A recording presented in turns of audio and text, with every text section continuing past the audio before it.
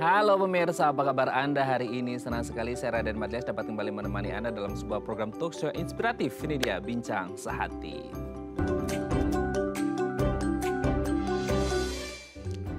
Ya pemirsa, kalau kita ngomongin tentang kesehatan anak emang ya lumayan riskan ya. Karena memang anak-anak ini di fase yang memang imun sistemnya belum terbentuk secara sempurna gitu ya. Dan kalau kita ngomongin penyakit apa sih yang biasanya sering terjadi pada anak-anak, yang salah satunya kalau mungkin Anda coba browsing gitu ya di internet, kasus apa sih yang sering didapatkan di instalasi gawat darurat IGD gitu ya, kalau ngomongin tentang kasus anak-anak yang harus masuk ke IGD. Salah satunya adalah kejang dan demam pada anak. Ini kan menjadi momok gitu ya untuk para orang tua, terutama untuk orang tua yang newbie gitu ya, yang baru punya anak dan akhirnya kayak wah tiba-tiba nggak ada angin, nggak ada hujan gitu ya. Anak-anaknya ini tiba-tiba demam, disertai kejang dan lain sebagainya. Terus apa sih penyebab dari kejang, penyebab dari demam anak tiba-tiba terjadi, terus gimana cara mengatasinya? Inilah topik yang akan kita bahas hari ini ya. Bagaimana mengatasi atau menjadi solusi untuk kejang demam pada anak. Nah sebelum kita ngomongin tentang kejang demam pada anak, kita akan membahas terlebih dahulu beberapa mitos atau fakta seputar kesehatan anak. Kita lihat yang pertama pemirsa ya. Susu formula katanya bisa menurunkan kecerdasan anak. Nah ini jadi gimana ya, bingung juga ya. Untuk orang tua yang oke, katanya anak-anak harus mendapatkan ASI eksklusif. Yes gitu ya, untuk orang tua atau ibu si busui yang memang oke nih gitu ya. Kualitas dari ASINya, kuantitas dari ASINya dan lain sebagainya. Tapi kan akan jadi bermasalah gitu ya, akan jadi pertanyaan besar ketika ada loh orang-orang ibu menyusui gitu ya yang satu mungkin kualitas ASINya nggak bagus, kedua kuantitasnya juga volumenya rendah banget alias sedikit banget gitu ya. Nah akhirnya in the end of the day-nya mereka tetap harus milih susu formula. Tapi akhirnya ketika mereka kayak boleh nggak sih selain ASI eksklusif diselingi atau bahkan pure 100% diganti dengan susu formula. Dan banyak yang worry juga ketika oh nanti kalau pakai susu formula anaknya bisa kecerdasannya berkurang karena nggak dapat ASI eksklusif dan lain sebagainya. Ini kan pendapat-pendapat yang sering kita dengar. Tapi nggak ngerti ada nggak sih hubungannya dengan intelijensi anak gitu ya, dengan apa yang dia konsumsi. Apakah ASI eksklusif bisa membuat anak ini menjadi pintar, jenius dan lain sebagainya. Dan ketika si anak gitu ya hanya minum susu formula atau sufor yang karena for some cases ASINya nggak bisa dikasih ke anak ini sehingga aduh kecerdasannya pasti berkurang nih karena minumnya sufor. Nanti akan kita bahas ya. Ada nggak hubungannya antara ASI, sufor, dan kecerdasan anak? Oke, kita lanjut yang kedua pemirsa ya. Anak perempuan ini katanya lebih cepat bicara. Nah kalau kita compare orang dewasa gitu ya. Memang orang dewasa itu akan lebih banyak ngomonginnya si cewek biasanya gitu ya. Tapi kalau kita ngomong compare-nya ke anak kecil gitu ya, kan sering ya kita menemukan mana nih orang-orang yang lebih cepat ngomong, lebih cepat jalan gitu ya, terutama untuk anak-anak. Nah kalau kita dibandingin biasanya ya adalah anak-anak laki gitu ya, ini bisa lebih cepat jalan gitu ya, atau bisa lebih cepat ngomong dan lain sebagainya. Tapi kalau kita ngomongin anak cewek ini spesifik, mereka katanya bisa lebih cepat ngomong dulu dibandingkan dengan anak yang cowok. Karena akan perbandingannya antara cepat ngomong atau cepat jalan. Nah ada nggak sih perbedaan yang signifikan kalau kita ngomongin oh ternyata anak cewek ini lebih cepat ngomong dibandingkan dengan cepat jalan, atau kayak tergantung ke anaknya masing-masing. Jadi tidak based on gender ya, tapi lebih ke personal anaknya itu masing-masing. Oke, kita lanjut yang ketiga pemirsa ya. Anak katanya nggak boleh mandi pas lagi sakit. Nah ini kayaknya ke bawah sampai kita dewasa ya. Jadi kayak kita demam, kita meriang, flu dan lain sebagainya. Banyak yang nggak tahu nih karena nggak boleh ke bawah pikiran dari kecil atau karena memang apa ya, badannya greges gitu ya. Kayaknya nggak bisa banget kena air kecuali airnya air hangat gitu ya. Tapi kalau untuk kasusnya anak-anak selalu dibilangnya kalau lagi sakit nggak boleh dimandiin anaknya karena justru akan tambah demam. Meskipun mungkin mandinya pakai air hangat. Tapi kan ada apa ya, kalau makanan itu ibarat kata aftertaste-nya gitu. Nah after showernya itu yang akhirnya membuat anak meskipun mandinya pakai air hangat akan kerasa ada dinginnya juga karena gimana pun itu air, dan ketika kena angin apalagi di rumahnya ber-AC dan lain sebagainya katanya ini bisa membuat anak jauh lebih demam. Nah boleh nggak sih kalau anak sakit ini mandi atau enggak. Apalagi yang penyakit yang spesifik lagi ya kayak cacar gitu ya, kayak nggak boleh nanti nyebar kemana-mana. Nanti kita bahas ya. Oke, kita lanjut yang keempat mirsa. Jinjit pas lagi belajar jalan itu katanya nggak wajar kalau untuk anak-anak. Jadi gini, sekarang kan anak-anak banyaknya gitu ya belajar jalan itu pakai baby walker ya. Nah dengan penggunaan baby walker ini otomatis kan mungkin kita nggak ngerti ya kayak tinggi si baby walker ini sendiri kayak pas banget di lantai atau sedikit lebih tinggi daripada posisi atau postur si anak ini sendiri. Jadi untuk beberapa hal anak-anak akan terbawa kondisi bahwa dia harus agak ngejinjit gitu. Nah ketika mungkin gitu ya di satu sisi kayak oh udah pemakaiannya udah berapa bulan gitu ya. Kita mau lepas baby walker nih gitu ya. Nah akhirnya kerasa kayak loh kok anaknya masih sama kayak waktu pakai baby walker ya. Masih ada jinjitnya. Nah apakah ini satu kondisi yang apa ya harus dicurigai bahwa ada sesuatu masalah nih terjadi pada anaknya gitu ya ketika dia belajarnya jalannya dengan cara jinjit atau kayak oh mungkin belum terbiasa aja, nanti kita bahas ya. Oke, kita lihat yang terakhir, ada mitos fakta apa nih ya. Jangan cium anak ketika kita sedang demam. Nah ini kasusnya banyak ya kalau kita ngomongin anak-anak, apalagi kalau anaknya teh menigemesin pisan gitu ya, kayak lucu banget gitu ya. Pipinya udah kayak bakpao gitu ya, kayak gemes gitu. Akhirnya banyak yang nggak hanya pegang gitu ya, tapi mungkin bisa cium dan lain sebagainya. Karena saking gemesnya sih gitu ya, entah itu orang tuanya sendiri, keluarga, atau bahkan orang lain yang baru aja ketemu karena saking gemesnya. Nah sebenarnya kalau kita lagi gitu ya, sakit, batuk, demam, pilek, ya flu dan lain sebagainya, boleh nggak sih kita mencium anak? Karena kan takutnya adalah mungkin pas lagi cium ada yang lagi ngomong gitu, ada droplet lah dia nyembur ke anaknya, bisa jadi sakit dan lain sebagainya. Atau kayak, oh kalau kita pakai masker sih harusnya aman-aman aja ya gitu ya. Oke, itu tadi beberapa mitos atau fakta seputar kesehatan anak dan kami akan membahasnya sesaat lagi. Tetap bersama kami di Bincang Sehati.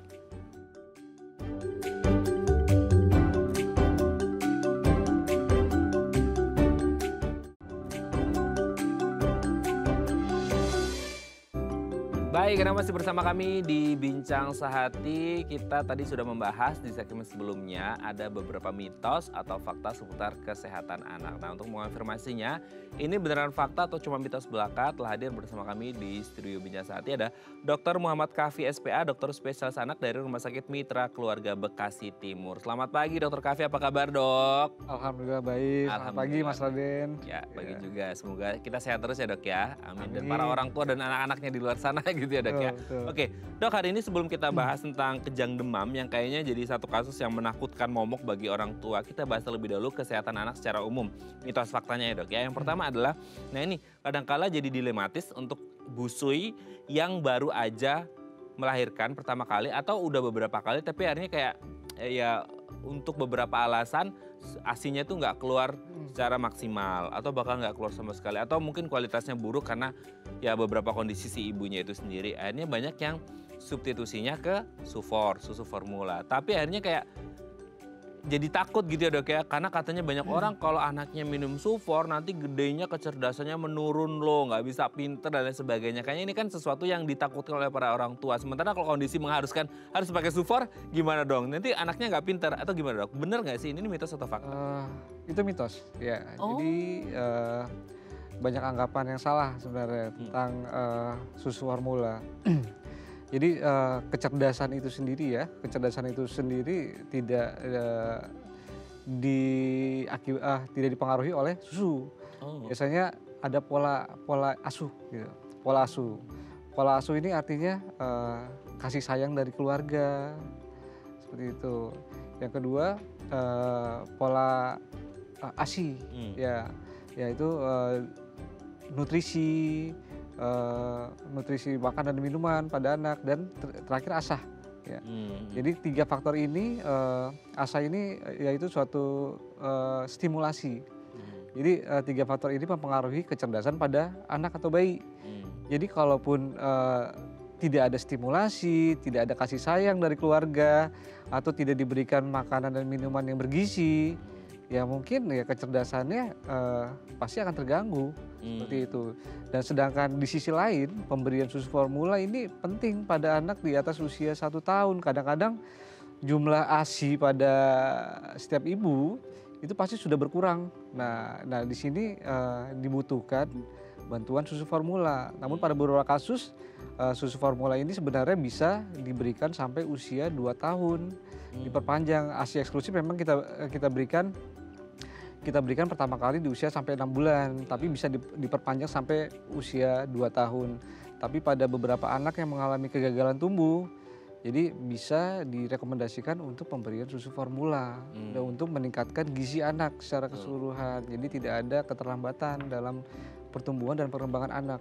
Jadi itu mitos. Mitos ya? Nah, akhirnya terjawab ya dok ya, karena mungkin banyak yang worry juga nih orang tua gitu ya, kayak waduh dok gimana, kayaknya ini solusinya cuma sufor aja gitu, karena untuk beberapa alasan.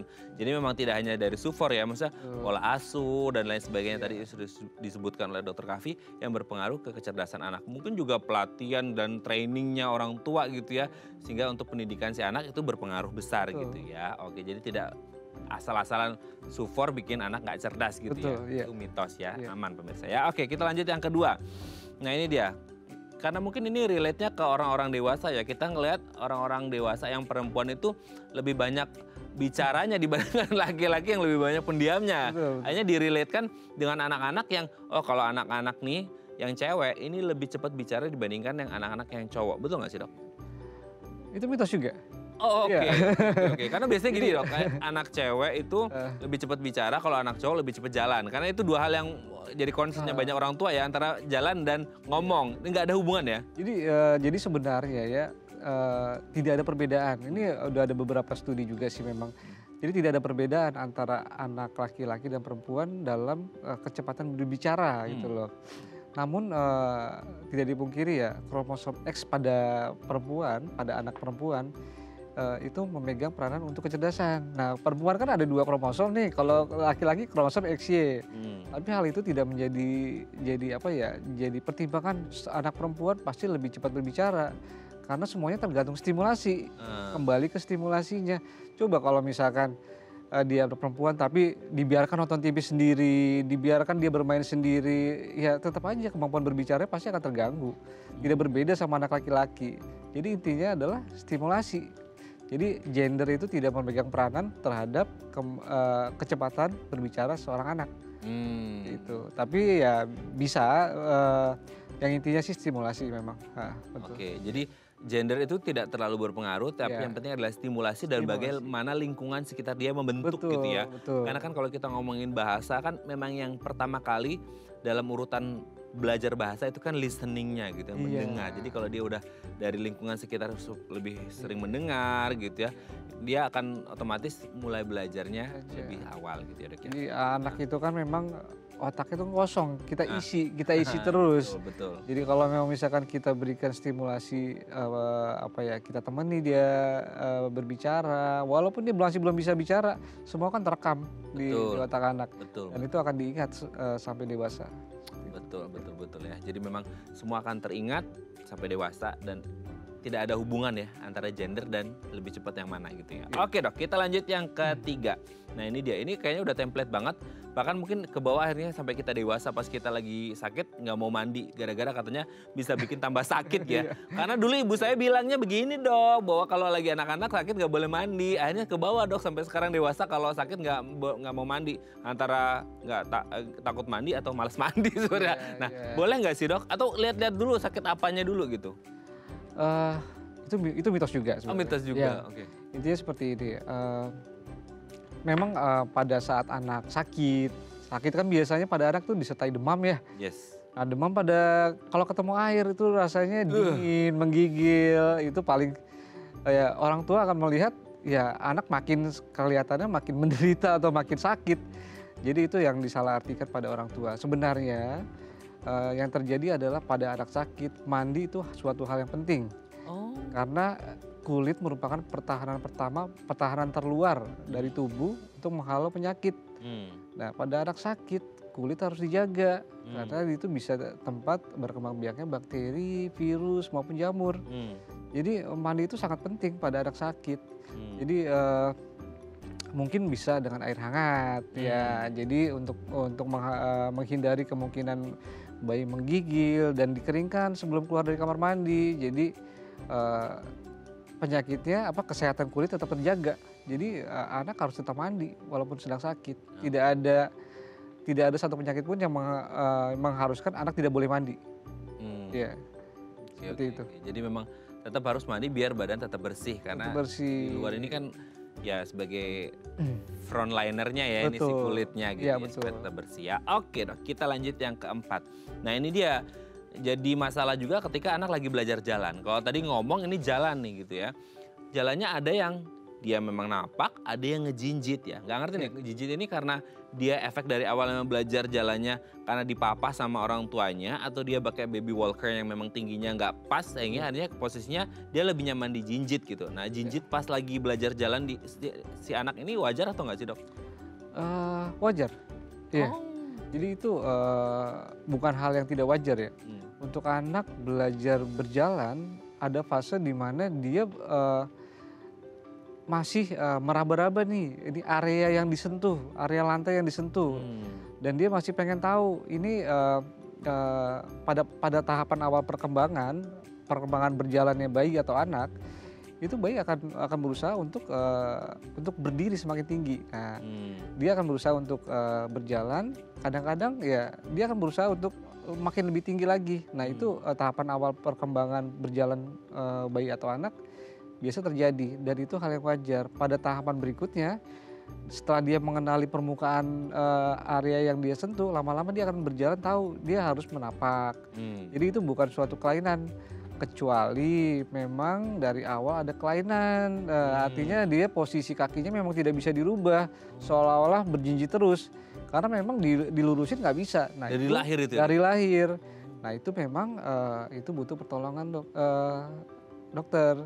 Tapi pada anak yang dari lahir normal, bentuk kakinya normal, kemudian dia bisa berjalan biasa, tiba-tiba dia menjinjit, pada saat dia berjalan dia sambil berjinjit, nanti lama-lama dia akan berjalan seperti normal lagi.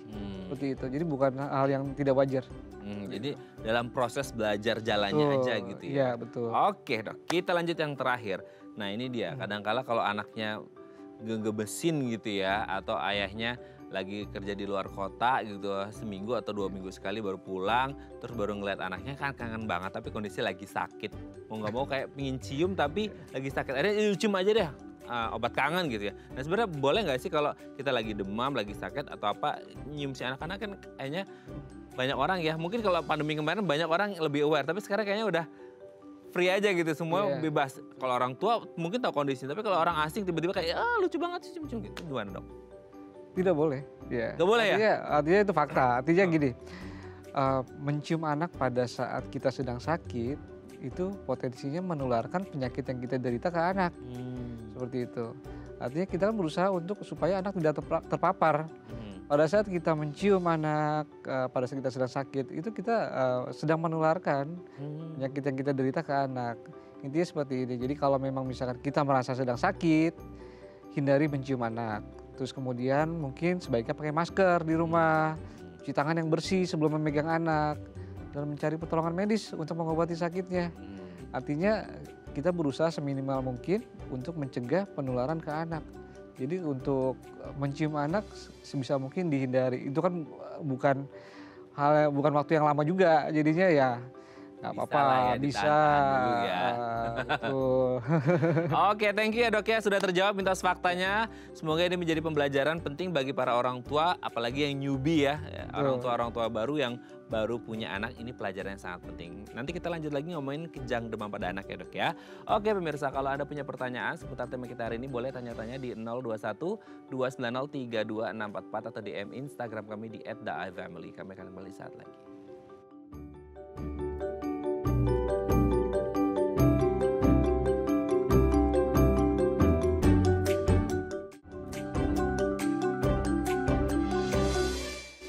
Baik, Anda masih bersama kami di Bincang Sehati. Kita masih membahas tema kita hari ini seputar bagaimana sih solusi mengatasi kejang demam pada anak, ya menjadi salah satu kasus yang paling ditakuti oleh banyak orang tua, apalagi orang tua baru ya. Nah kalau Anda punya, bukan punya orang tua ya, punya anak yang kayaknya lagi demam, lagi sakit, gak enak badan gitu ya, boleh tanya-tanya di 021-290-32-644 atau DM Instagram kami di @daifamily. Kita masih bersama dengan Dr. Muhammad Kahfi SPA, dokter spesialis anak dari Rumah Sakit Mitra Keluarga Bekasi Timur. Oke dok, kita lanjut lagi ngomongin kejang demam pada anak.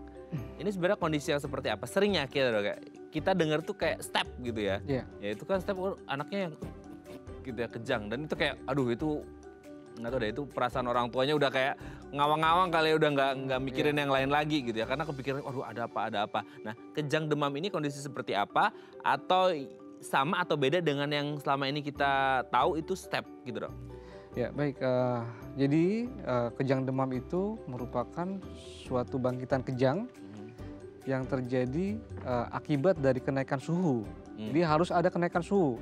Kenaikan suhu tubuhnya ini spesifik, biasanya di atas 38 derajat Celcius. Dan kejang demam ini terjadi paling sering pada anak usia 6 bulan sampai 5 tahun. Seperti itu. Jadi apakah kejang ini suatu step? Ya memang di masyarakat awam orang kenalnya tahu step. Setiap kejang pasti step. Mau ini kejang karena demam atau kejang tidak ada demam atau apapun kondisi kejang pasti dinamakan step.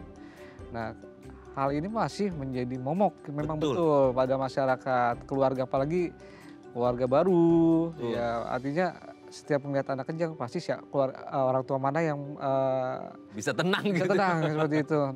Jadi yaitu kejadian kejang yang diakibatkan oleh demam ini bisa terjadi pada anak di antara usia 6 bulan sampai 5 tahun. Tapi apakah di anak di bawah 6 bulan ini bisa terjadi kejang demam? Bisa saja. Tapi kita pikirkan dulu pada anak di bawah 6 bulan ini kadang penyebab kejangnya bukan karena demam. Lebih seringnya karena faktor lain. Makanya kita harus observasi dulu, kita lihat ini betul karena demam atau bukan. Karena dari definisi sendiri kejang demam itu spesifik di usia 6 bulan sampai 5 tahun. Artinya kalau di bawah 6 bulan ada kemungkinan dia kejangnya bukan karena demam. Ada faktor lain, bisa gangguan elektrolit, bisa gangguan metabolik, ya itu contohnya misalkan hipoglikemia atau gula darahnya turun pada bayi, biasa tuh kalau kurang minum susu itu kadang bisa menyebabkan anak kejang gitu. Atau memang ada kelainan bawaan dari lahir seperti itu. Dan anak usia di atas 5 tahun pun bisa mengalami kejang demam. Iya. Jadi ya memang kejang demam ini masih menjadi masalah bagi orang tua dan menakutkan bagi orang tua. Sangat menakutkan karena kayaknya dari dulu saya kecil pun banyak orang beranggapan bahwa kayak step kejang demam gitu ya istilahnya. Itu worry banget tuh dok. Biasanya kayak udah ada kasus gitu, waduh pikirannya udah mana-mana itu udah. Wah bahkan nauzubillah min zaliknya mikirin sampai udah gone aja gitu ya, karena udah kayak kasusnya banyak terjadi katanya seperti itu ya. Memang harus diantisipasi dengan tadi ya, memang kalau kita lihat definisinya 6 bulan sampai 5 tahun. Tapi kalau terjadi sebelum 6 bulan atau setelah 5 tahun berarti ada kondisi-kondisi khusus yang bisa menyerang si anak ini sendiri. Tapi kalau kejang demam ini otomatis di usia kayak 6 bulan sampai 5 tahun seperti itu. Nah, kalau di usia sebelum 6 bulan dan setelah 5 tahun kan kita ngerti memang penyebabnya karena kondisi kesehatan si anak itu sendiri. Tapi kalau kejang demam yang masuk definisinya tadi antara 6 bulan dan 5 tahun, itu biasanya penyebabnya paling banyak karena apa sih, Dok? Karena demam. Ya, jadi kejang ini makanya dinamakan kejang demam karena kejang ini spesifik disebabkan oleh demam dan bukan karena sebab lain apapun itu. Jadi demamnya sendiri mungkin ada faktor atau penyakit yang mendasarinya, misalkan ada infeksi. Jadi baik itu infeksi virus, infeksi bakteri ataupun infeksi jamur. Pada anak kemungkinan menyebabkan demam besar. Nah, demamnya ini yang akan menyebabkan kejang pada anak seperti itu. Jadi ada risiko kejang pada anak dengan demam di atas 38 derajat Celcius. Gitu. Jadi kalau apa penyebabnya apa saja yang bisa menyebabkan kejang demam ini? Ya demam. Jadi ya harus hindari demam. Pada saat demam harus diturunkan demamnya. Gitu. Karena demam sendiri akan menyebabkan kejang. Nah, tidak disebabkan oleh faktor lain, baik itu gangguan elektrolit yang tadi saya bilang, baik itu kelainan, misalkan dia memang ada riwayat penyakit bawaan sebelumnya, atau memang ada gangguan neurologis sebelumnya. Jadi murni penyebab kejangnya diakibatkan oleh demam yang tinggi. Oh, Seperti oke. itu. Berarti kalau dari tipenya sendiri, kejang demam ini ada tipenya nggak sih dok? Maksudnya Ya, antara betul. demam atau nggak demam atau gimana? Oh enggak, harus demam. Oh harus demam? Harus demam. Tidak boleh tidak ada demam. Karena kalau kita bilang kejang ini tidak disertai demam, kita harus memikirkan kemungkinan lain. Yaitu ada kelainan di susunan saraf pusat. Misalkan ya ada cerebral palsy, yaitu suatu kelainan bawaan gangguan perkembangan otak sejak dalam kandungan. Atau misalkan dia memang ada riwayat epilepsi sebelumnya, seperti itu. Jadi tanpa pencetus demam pun dia bisa dalam kondisi dia normal, tanpa demam dia bisa tiba-tiba kejang. Nah itu dan itu dia udah di luar dari kejang demam, bukan kejang demam yang bukan kejang biasa, karena memang udah kelainan. Tapi pada kejang demam, nah ini memang harus diikuti oleh demam. Dan lalu kalau tipenya sendiri berarti apa kejang? Ya, kejang demam ini ada 2 tipe sebenarnya. Jadi ada kejang demam sederhana dan kejang demam kompleks. Ya, kejang demam sederhana ini biasanya ada ciri-cirinya, yaitu kejangnya berlangsung kurang dari 15 menit atau berlangsung singkat. Rata-rata sekitar kurang dari 5 menit ya. Dan kejangnya bersifat umum. Umum itu artinya dia general, kepak kaku bisa atau kelojotan. Tapi seluruh tubuh seperti itu, mata mendelik ke atas dan Tapi nggak ada keluar cairan apa-apa di... bisa saja keluar cairan karena proses kejang itu pasti akan terganggu semua organ seperti itu. Yang ketiga adalah kejang berlangsung hanya 1 kali dalam 24 jam, jadi tidak ada kejang lanjutan setelah kejang pertama kali itu. Nah ini masuk kategori kejang demam sederhana atau kejang demam simplex kita bilangnya. Nah, yang kedua adalah kejang demam kompleks. Nah, dari namanya udah jelas kompleks. Artinya iya, complicated. Artinya ada kemungkinan terjadi gejala sisa atau apa. Jadi pada kejang demam kompleks ini kejangnya berlangsung kebalikannya, lebih dari 15 menit atau kejangnya berlangsung lama. Ya.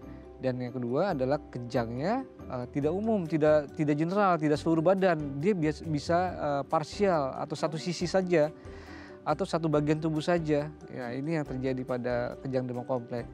Dan kemudian kejangnya bisa berulang.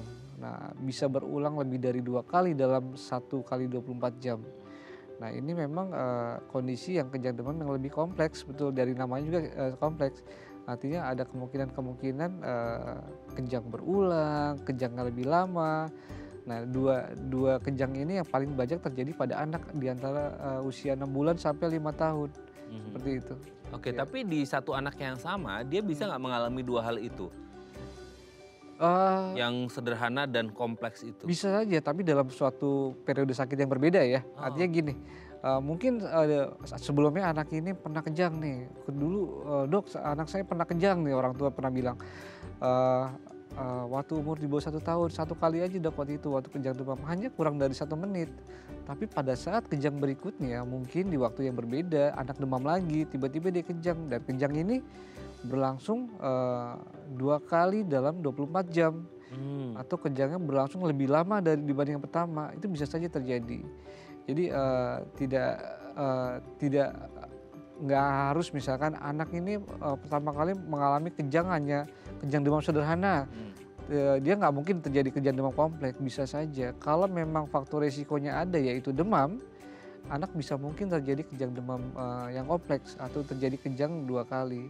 Makanya dengan kejang demam ini kan tata laksana utama ada menurunkan demam sama menghentikan kejang.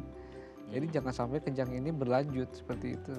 Iya. Oke, nah tata caranya gimana nanti kita bahas di segmen selanjutnya ya dok ya. Karena ini memang menjadi sangat penting karena banyak orang tua mengalami ini bukan tata caranya dulu gimana. Paniknya dulu. Karena udah pikiran kemana-mana nggak tahu harus ngapain malahan gitu ya dok. Nanti kita bahas di segmen selanjutnya ya. Oke pemirsa, kalau Anda masih punya pertanyaan seputar tema kita hari ini boleh ya tanya-tanya di 0212903244 atau DM Instagram kami di @daifamily. Kami akan kembali saat lagi.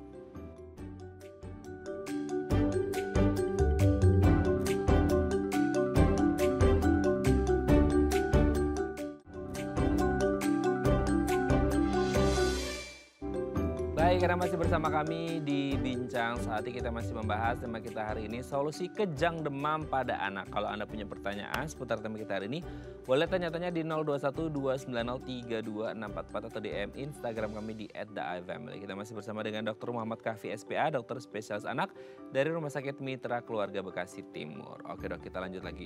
Sebelum kita bahas dok, ini mau tanya dulu tentang fakta di Indonesia. Itu kasus dari kejang demam anak itu lumayan tinggi nggak sih? Karena kan kayaknya salah satu yang paling dikonsernin sama orang tua itu kan kejang demam gitu ya, step dan lain sebagainya. Sebenarnya kasusnya lumayan tinggi atau nggak sih? Jadi kalau berdasarkan epidemiologi atau penelitian ya, kasus kejang demam pada anak itu hanya terjadi pada 2-5% anak yang mengalami demam. Demam. Oh. Ya, artinya kalau dari angka segitu seharusnya ya tidak Kecil banyak, ya kecil seperti itu. Jadi kejadian kejang demam ini sebenarnya tidak terlalu banyak. Jadi tidak semua anak akan mengalami kejang pada saat demam. Jadi mungkin dari 100 anak mungkin hanya 2 anak yang mengalami kejang pada saat demam, bahkan sampai 5 anak mengalami kejang saat demam. Jadi kalau dibandingkan rasionya ya kecil untuk kejadian kejang demam pada anak. Nah, kejadiannya kecil tapi akhirnya jadi berdampak ke banyak orang karena orang tuanya panik duluan gitu ya. Betul. Nah, ngomongin tentang panik menghadapi si anak, sebenarnya untuk kenapa akhirnya bisa sampai ke kejang gitu ya, itu kan yang paling ditakutin kejangnya ya. Kalau demam mungkin sesuatu hal yang common lah, istilah umum gitu ya. Nah, yang jadi pertanyaan tuh untuk sampai ke kejang itu sendiri, sebenarnya si demamnya ini sendiri dia sifatnya bertahap, maksudnya kayak dari berapa lah gitu ya, 30 berapa sehingga akhirnya sampai 37, 38, 39 gitu ya, naik-naik terus. Atau ada yang kayak langsung tiba-tiba nggak ada angin, nggak ada hujan gitu ya, orang tuanya nggak aware, tiba-tiba anaknya udah 38 gitu, langsung kejang gitu. Nah itu ada yang sifatnya bertahap atau langsung blek gitu sih dok? Ya, jadi dua-duanya bisa. Jadi dua-duanya bisa. Jadi pada anak yang mengalami demam itu ada yang demamnya berlangsung perlahan-lahan, ada yang demamnya tiba-tiba melonjak tinggi seperti itu. Kadang-kadang masih kita pegang masih dingin, tiba-tiba kejang anak, nggak tahu loh, kok tiba-tiba kejang. Pada saat kita ukur ternyata memang suhunya tinggi tiba-tiba. Nah itu yang dinamakan kejangnya berlangsung cepat seperti itu. Tapi bisa juga kejangnya berlangsung perlahan-lahan, maksudnya demamnya berlangsung perlahan-lahan. Artinya mulai dari 37,5 naik 37,8, pada saat di atas 38,5 atau 39 baru anaknya kejang. Nah, ini bisa saja terjadi. Nah ini dipengaruhi oleh ambang rangsang kejang itu sendiri pada anak. Ada anak yang dengan demam yang suhu 38 derajat sudah menimbulkan kejang. Ada yang anak yang suhu sampai 40 baru bisa menimbulkan kejang. Bahkan ada anak yang 41 derajat tidak kejang sama sekali. Jadi masing-masing anak itu mempunyai ambang rangsang kejang yang berbeda. Banyak faktor yang mempengaruhi, termasuk ada riwayat kejang sebelumnya dari keluarga atau saudara kandung, itu sangat besar pengaruhnya. Usia dok? Usia kalau dari usia tetap tadi usia 6 bulan sampai 5 tahun. Tapi semakin cepat dia timbulnya kejang di usia di tahun pertama, semakin mungkin dia mengalami kejang berulang. Seperti itu. Jadi kejadian kejang berulang pada anak yang pertama kali kejang di atas usia 2 tahun, misalkan 3 tahun dia baru kejang nih, itu kecil, sangat kecil kemungkinan dia akan kejang berulang. Tapi misalkan baru usia 8 bulan, 9 bulan, dia udah pernah kejang sebelumnya. Itu resiko untuk terjadinya kejang berulang lebih besar pada anak itu. Jadi ambang kejang juga mempengaruhi, yang kedua awal dia timbulnya kejang juga mempengaruhi, kapan dia, apakah dia timbul kejang atau tidak. Tapi sebenarnya apakah yang bertahap atau langsung blek, langsung tinggi 39 gitu? Itu biasanya kan tadi dokter menyebutkan karena infeksi ya salah satunya betul. Gitu. Itu biasanya penyakit apa sih atau kondisi seperti apa yang akhirnya membuat anak ini terkena infeksi? Maksudnya kan anak-anak ya namanya anak-anak ya dok ya, kadang-kadang mereka itu sakit pun nggak cerita gitu ya ke orang tuanya gitu ya. Tiba-tiba udah panas tinggi, demam, kejang lagi, nah orang tuanya yang panik tuh. Biasanya kondisi seperti apa tuh? Ya pada anak hampir semua penyakit infeksi pada anak itu menimbulkan demam. Baik itu infeksi bakteri maupun infeksi virus ataupun infeksi jamur. Ya. Infeksi itu kan bisa macam-macam. Contohnya ya infeksi saluran napas, saluran napas atas kayak batuk-batuk, itu pasti akan menimbulkan demam. Kalau dia penyebabnya infeksi atau gangguan pencernaan juga.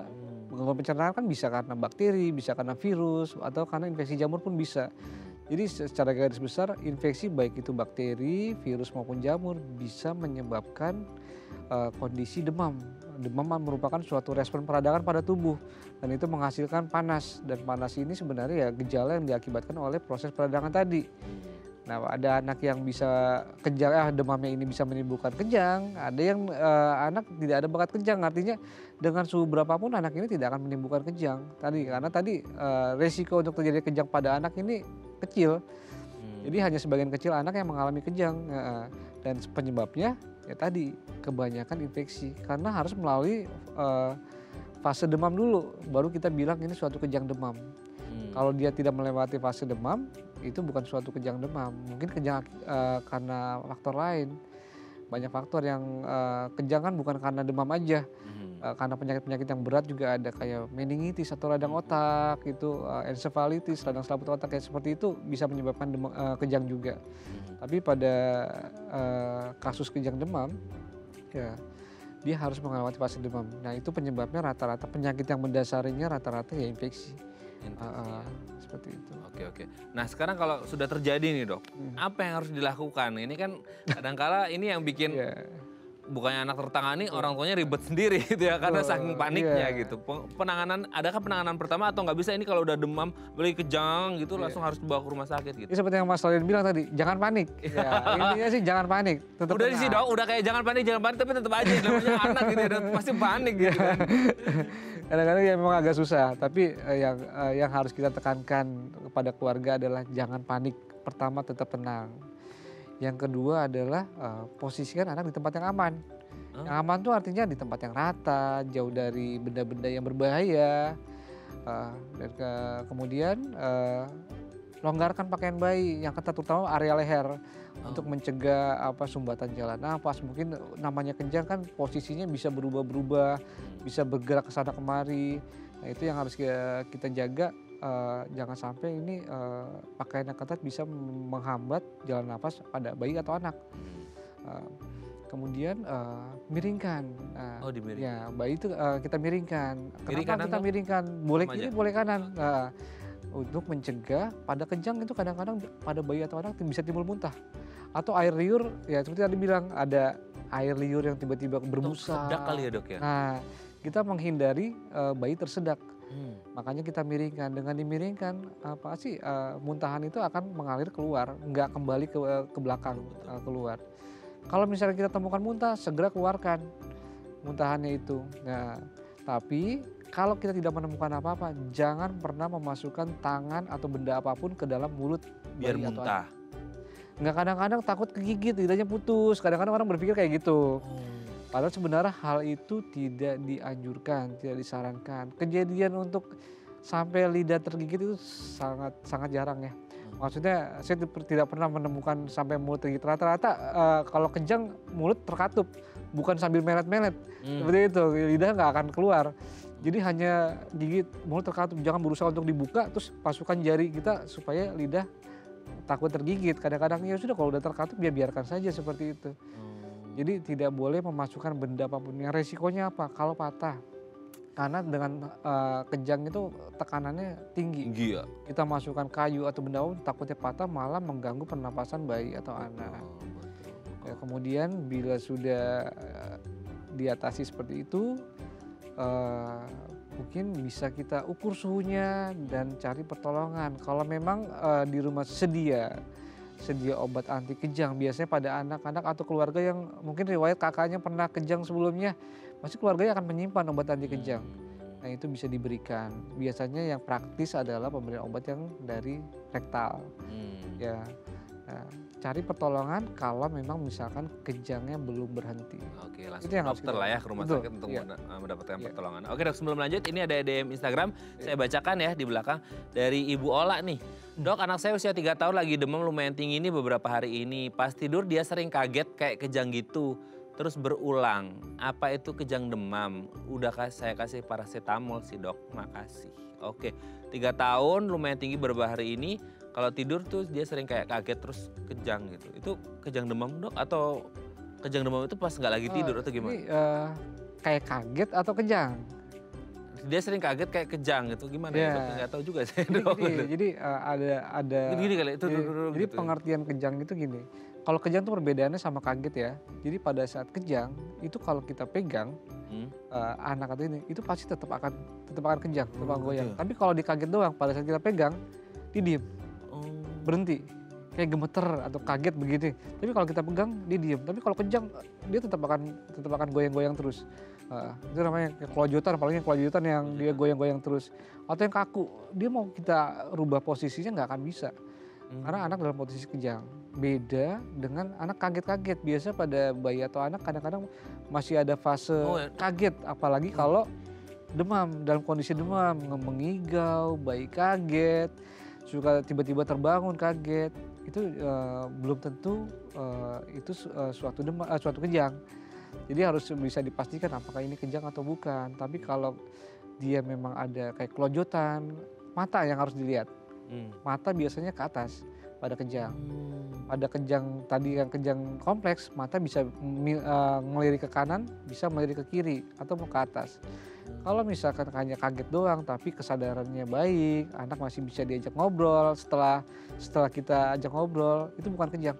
Seperti itu. Jadi harus dipastikan dulu ini suatu kejang atau tidak, dan nggak berlangsung secepat kilat 1 detik kayak kaget abis itu udah itu bukan kejang kemungkinan. Gitu, ini beberapa menit gitu. Iya.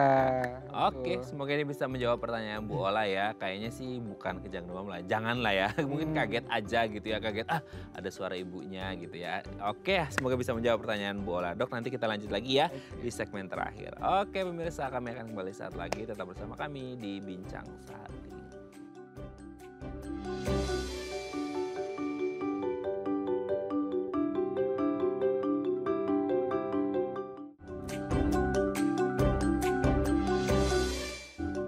Baik, karena masih bersama kami di Bincang Sehati, kita masih membahas tema kita hari ini seputar solusi kejang demam pada anak. Kita masih bersama dengan Dr. Muhammad Kafi SPA, dokter spesialis anak dari Rumah Sakit Mitra Keluarga Bekasi Timur. Oke Dokter Kafi, kita lanjut lagi. Nah, kalau kita ngomongin kejang demam gitu, ini kan memang salah satu yang kita nggak pungkiri banyak orang tua pasti worry dengan kondisi seperti ini. Sehingga orang kepikirannya antara harus cepet-cepet tapi karena panik duluan tadi ya, sehingga kayak aduh harus segera kalau enggak nanti bisa ini itu dan lain sebagainya. Nah kita ngomongin the worst skenario-nya supaya orang tua juga paham. Ada nggak sih komplikasi yang terjadi ketika mungkin terlambat penanganannya atau salah penanganannya, karena kan kita ngomongin coverage area mungkin di Indonesia terlalu luas gitu ya, mungkin vaskesnya jauh dan lain sebagainya, dan orang tua belum paham nih tadi yang penanganan pertama yang Dokter Kafi sebutkan. Ada nggak sih bisa menyebabkan komplikasi dok? Ya jadi begini. Kejang demam secara umum prognosisnya baik. Kalau saya bilang prognosis itu artinya dia tidak menimbulkan gejala sisa, ya, tidak menimbulkan komplikasi apapun. Ya. Tapi ini karena kejang demam tadi saya sebutkan ada 2, jadi ada yang kejang demam sederhana yang merupakan 80% dari semua total kejang demam pada anak. Dan itu tidak menimbulkan komplikasi apapun, tidak mengganggu perkembangan secara mental, intelektual maupun neurologis. Misalnya kecacatan itu tidak menimbulkan sama sekali. Tapi ada yang namanya kejang demam kompleks, yaitu kejang demam yang berlangsung lebih dari 15 menit, kejang lama atau kejang berulang. Kejang berulang lebih dari 2 kali atau dalam 1 tahun dia mengalami kejang lebih dari 4 episode. Itu bisa menimbulkan komplikasi. Yang paling kita takutkan apa sih? Ya salah satunya epilepsi seperti itu. Apakah bisa dikaitkan ya? Nah itu pertanyaannya juga tuh. Ya, apakah bisa dikaitkan dengan epilepsi pada ini? Ya sebenarnya bisa. Tapi ada beberapa faktor yang mempengaruhi timbulnya epilepsi. Pertama adalah riwayat kejang demam pada keluarga sebelumnya atau ada keluarga yang mengalami epilepsi. Itu genetik juga nurun? Genetik pengaruh. Jadi ada keluarga, saudara kandung atau riwayat keluarga dengan yang pernah mengalami epilepsi atau kejang demam sebelumnya. Yang kedua adalah ya tadi yang saya bilang, dari dalam 1 tahun ini episode timbulnya kejang, setiap demam kejang lebih dari 4 kali dalam 1 tahun. Dan itu menimbulkan kecatatan epilepsi, catat bawaan pada anak seperti itu. Yang ketiga ada kejang lama, kejang lebih dari 15 menit, itu bisa menimbulkan risiko timbulnya epilepsi. Kalau kita ngomong epilepsi artinya kelainannya adalah di otak. Betul. Bukan karena demam. Kalau kita ngomong soal kejang demam, kelainannya karena demam. Jadi otak bagus-bagus aja, jadi tidak ada masalah di otak. Jadinya pada saat demamnya berhenti, ya sudah selesai, tidak ada gangguan neurologis atau kecatatan pada anak. Jadi sebenarnya kejang demam tidak menimbulkan komplikasi apapun kecuali tadi faktor-faktor yang mempengaruhi itu kejang yang berlangsung lebih lama, kejang ada riwayat keluarga dengan epilepsi sebelumnya, atau bahkan kejangnya tidak bisa berhenti nih walaupun sudah dikasih obat. Ada kemungkinan kelumpuhan atau kelemahan anggota gerak itu bisa terjadi, tapi kasusnya masih jarang dan kebanyakan ujung-ujungnya ya penyebabnya karena kelainan yang lain. Awalnya mungkin kejang demam, tapi setelah ditelusuri penyakit dasarnya ternyata memang ada radang otak seperti itu. Jadi untuk kejang demam secara umum sebenarnya aman, sebenarnya tidak ada yang perlu ditakutkan. Tapi untuk mengetahui apakah ini masih fase yang aman atau enggak harus kunjungi dokter. Gitu, untuk dianalisa sama dokternya apakah ini kejang demam biasa atau ada sebab lain kejangnya. Seperti itu. Saat dokter bilang ini suatu kejang demam, ibu nggak usah takut, keluarga nggak usah takut ya. Artinya ini kejang demam yang mungkin yang biasa terjadi pada anak dan diakibatkan oleh demam. Dan sebagian besar kasus, hampir semua kasus tidak menimbulkan gejala sisa, tidak menimbulkan gangguan efek neurologis maupun mental intelektual pada anak. Seperti itu, ya. Oke, ini penjelasannya sangat detail sekali dari Dokter Kavi. Semoga ini menjadi bekal gitu ya dok ya. Karena kan mau tidak mau kita harus sadar bahwa banyak di antara kita orang tua yang masih menganggap kejang demam step itu bisa berujung ya pada kematian kan. Betul. Karena kan orang berpikirnya seperti itu. Ini yang jadi pembelajaran kita bersama. Semoga hari ini menjadi ya ilmu baru lah gitu ya. Knowledge baru bagi para orang tua bagaimana cara merawat anak. Atau kalaupun akhirnya mengalami kejang demam bisa melakukan pertolongan pertama seperti disebutkan oleh Dokter Kavi. Terima kasih dok atas ilmunya. Sehat terus, salam untuk keluarga di rumah dan teman-teman di Mitra Keluarga Bekasi Timur ya dok ya. Selamat pagi, assalamualaikum. Selamat pagi Mas Radin, waalaikumsalam. Oke pemirsa, itu tadi perbincangan kita dengan Dokter Kavi. Semoga bermanfaat ya. Saya Raden Madlias pamit, sampai jumpa dan selamat kembali beraktivitas di hari Senin yang indah ini. Ingat jaga kesehatan Anda dan anak Anda. Sampai jumpa.